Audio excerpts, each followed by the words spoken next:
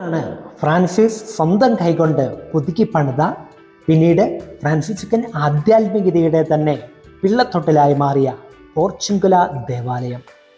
ഒരു ദിവസം ഫ്രാൻസിസ് ആത്മാക്കളുടെ രക്ഷയ്ക്ക് വേണ്ടി പ്രാർത്ഥിച്ചുകൊണ്ടിരിക്കുമ്പോൾ ഉണ്ടായ ദിവ്യ ദർശനമനുസരിച്ച് അവരുടെ പാപകടങ്ങളിൽ നിന്ന് മോചനം ലഭിക്കുവാനും നന്മയിലും വിശുദ്ധിയിലും ജീവിച്ച് സ്വർഗത്തിൽ ഇടം കിട്ടുവാനുമുള്ള അനുഗ്രഹത്തിനായി മാർപ്പാപ്പയെ ചെന്ന് കണ്ട് അനുവാദം മേടിക്കുവാനുള്ള അരുളപ്പാടുണ്ടായി. അതനുസരിച്ച് ഒണോരിയോസ് മാർപ്പാപ്പയെ പോയി കണ്ട് ഈ ദേവാലയത്തിൽ വന്ന് പ്രാർത്ഥിക്കുന്ന എല്ലാവർക്കും പൂർണ്ണ ദണ്ഡവിമോചനം പ്രാപിക്കുവാനുള്ള അനുവാദം കിട്ടുകയുണ്ടായി. പിന്നീട് 1481 സിസ്റ്റർസ് നാലാമൻ മാർപ്പാപ്പ എല്ലാ ഫ്രാൻസിസ്കൻ ദേവാലയങ്ങൾക്കും ഈ അനുമതി നൽകി.